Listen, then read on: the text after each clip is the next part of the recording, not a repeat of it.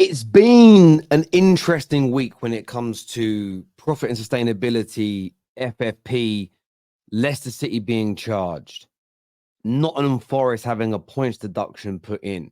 Of course, their club's complaining about that. There is the further Chelsea allegations that have arisen, a £200 million black hole, and then the elephant in the room that always seems to, the question always seems to be posed. Why are the Chelseas, why are the Man Cities getting away with this, but the smaller clubs being prosecuted? Now, we're going to delve into this all in a lot more detail for you this morning. So hit the like button. Make sure you are subscribing for us right now on the Football Terrace, and check out my new channel, The Squad, by clicking that QR code. And you see this tweet here from Jake Oliver that says, Leicester City won the league and FA Cup, finished fifth twice, and consistently sold their best players for huge profit. Yet, they still ran foul of PSR. The system is designed to protect the interests of the top 6 clubs and punish everyone else who comes close to challenging them. Now, I'm going to debunk that in this video. FFP wasn't created to protect the traditional top 6, big 6, whatever you want to call them. And you'll know that by the end of this video. At the same time, let's not pretend like the smaller clubs with lesser income haven't signed up to these rules and broken them. But I want to start with Chelsea, because all week I've had a lot of stick. I've had a lot of stick from Chelsea fans. Terry, there's no way we're in trouble. There's no way we're going to breach. The media is lying. It is a storm in a teacup. And I genuinely hope, for your sake, that is true. But we've seen the headlines all week that Chelsea on the brink of being handed a severe Premier League punishment. Further headlines in other publications talk about huge points deductions being more severe than Forest and Everton.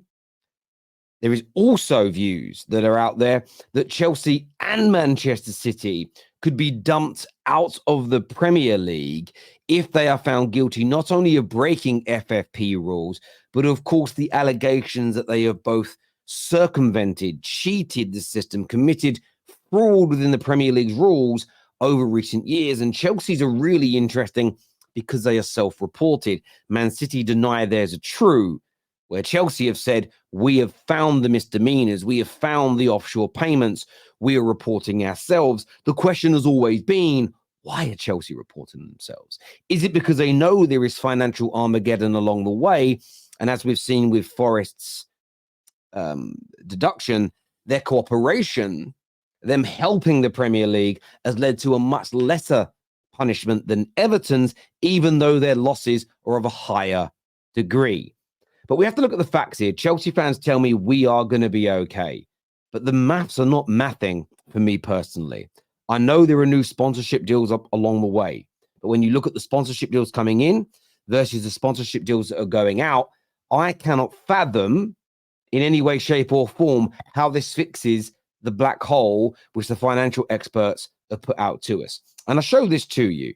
Chelsea's financial turnover over the last 5 years, this is from their trading accounts, the graphics put together by Deloitte, showing their last trading accounts in 2023, their turnover was £589 million.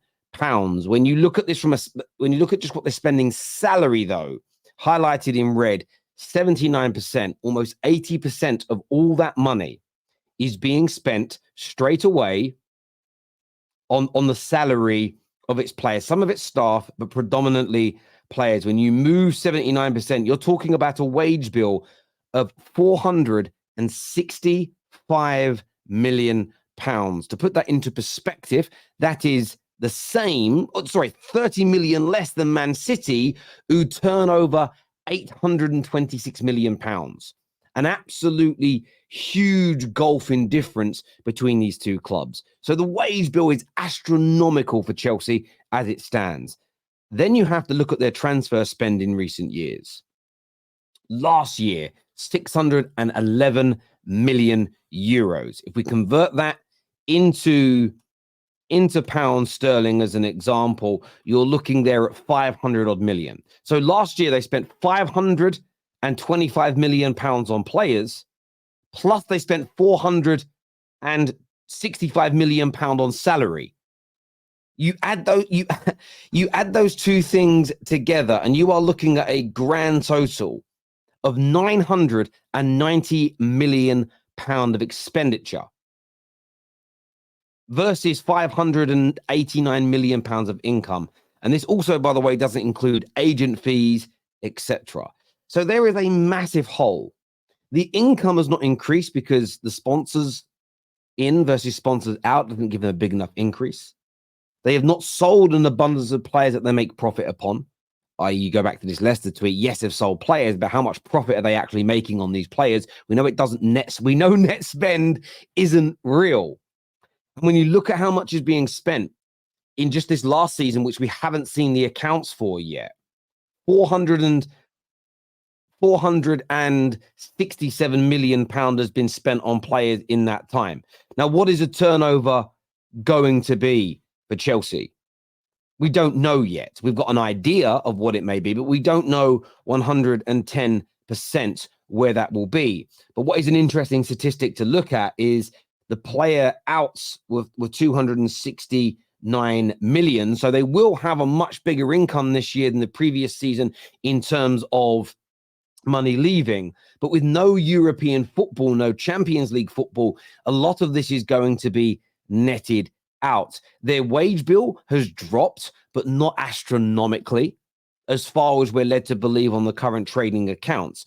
They are currently on salary and transfers working somewhere in the region of about 68% over their turnover levels. But at the same time, there's a new rule coming in. And the new rule is going to echo that of Europe, which is that no club can spend more than 70% of revenue on transfer fees, player wages, and so on. So agent fees, that will be signing on fees, that will be image rights, bonuses, etc. Chelsea are currently in the last trading accounts at 168%, which means they have got to reduce their outgoings by such a dramatic way. This idea that they're going to be okay, this idea that they're just going to be able to spend freely doesn't add up. Now, unless they have an amazing and innovative way, unless there is some huge investment that comes in, which is astronomical, that can be pushed into the transfer areas, they are facing big trouble. This isn't me trying to fearmonger or scaremonger. Different parts of the world use a different language there, but they mean the same thing. We're just looking at the facts. Chelsea have a huge hole and they could breach PSR rules in the Premier League. This could lead to them being fined. This could lead to them, of course, having points deductions. This could even lead, when you couple it in with what they've self-reported, to their expulsion or to their removal from the Premier League. This is not nonsense. This could genuinely happen. And then you have the Manchester City situation. And even when it comes to Manchester City, you look even what they spend on wages, which is in and around 60% of their turnover, plus what they spend on transfers. Manchester City are also in a position where, unless their revenue continues to grow, and it may, but you're probably getting to a point where it's going to level out. There's no way their income can keep growing beyond Real Madrid, Man United, Barcelona, Liverpool, Bayern Munich due to the size of their club. They are also going to have to hold back on their spending. And the reason why this is important is these claims that it's only Leicester, it's only Everton, it's only Forest that are in trouble. This is poppycock. This is nonsense, because Chelsea are under huge investigation. Chelsea are facing a massive loss. They are facing a potential huge points deduction, which would mean the big six, the top six, the traditional top six clubs, the cartel, as they're referred to, will be treated in exactly the same way. And in fact, the punishment may be harsher because the losses may be bigger. And this is why FFP was brought in the first place. It wasn't to stop smaller teams catching the bigger teams. It wasn't to stop, make sure the bigger teams had the monopoly. It was to ensure that clubs had owners that were spending within their means and responsibly. It would be great in an ideal world where all the owners could put millions and billions into a big pot, which meant that even if their projects failed, there was money there to support the club even after failure. But the owners don't want to do this, generally speaking. So they all agreed to FFP. They all agreed to the PSR rules to limit their spending. They were up for it. Forest, Everton, Leicester have had a plan and had a goal, and their goal failed. And in failing in their goal, they're now being punished for overspending. Chelsea have had a goal and had a plan that they've fouled in, essentially, because they haven't made it back into the Champions League. They're not challenging for the Premier League title, and they are probably going to face a punishment for that. Everybody's being treated the same. So, of course, then everybody comes back to, well, why haven't Man City been punished yet and the other clubs have? Well, just like Chelsea's investigation that hasn't even led to charges yet, City's situation is highly different. They haven't actually breached FFP and PSR in terms of losing money. Their allegation is that they have financially doped the football clubs for the club for many years to ensure that it doesn't fail. That is a very different set of scenarios. The other clubs can be punished much quicker and easier because all you have to do is review their trading accounts and look at the facts that are in front of you that are public information. Anybody can find the full set of trading accounts for any limited company in the world. They're public property. What you cannot do is easily prove what Manchester City are being accused of. So although, if guilty, Man City deserve the most fierce punishment for cheating the rules, cheating the system, ruining a lot of people's footballing lives for the past decade, especially if they've done it through ill-gotten gains. But we cannot, and I implore this, we cannot keep comparing it to the Nottingham Forest, the Leicester, the Everton situations. Chelsea's is such an interesting case because it's sort of a hybrid of the two, but they haven't actually breached yet, Chelsea, so they can't be punished. There's an expectation it will be this summer if they don't sell enough players. And their investigation is currently underway. The Premier League were investigating City for about 5 to 6 years before the charges came in. Chelsea only self-reported, I believe it was September or October of 2023. So we have to learn the facts of these situations, then compare them to one another before we start to judge them all on equal merit. And you can't judge all these cases on equal merit because there are differences between all of them, and specificity is very, very important indeed. But I say this because there is a distinct possibility Chelsea could be kicked out of the Premier League. There is definitely a chance that Manchester City could be removed from the Premier League. FFP is an essential part of our game. Does it need reform? Absolutely.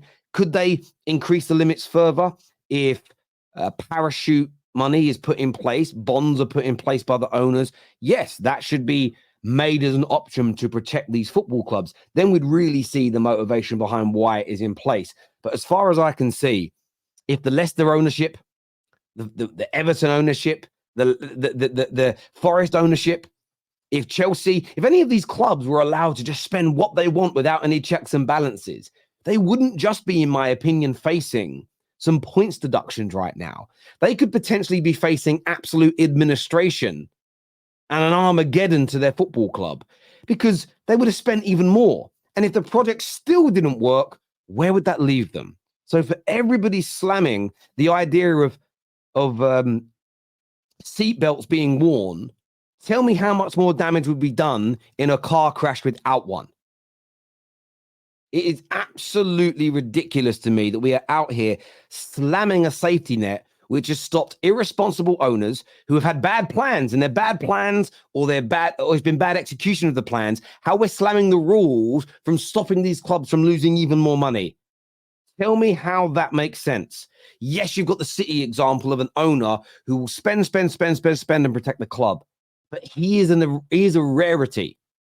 And you cannot set rules based on one brilliant owner versus the potential of 20 to 30 poor owners on the other side. You have to set a rule that protects the majority. Generally, that's how life is, right? Surely that's how we want life to be. I'd love to get your views and opinions below. Leave us your comments, subscribe to the Terrace, and I'll see you all again very, very soon. Peace.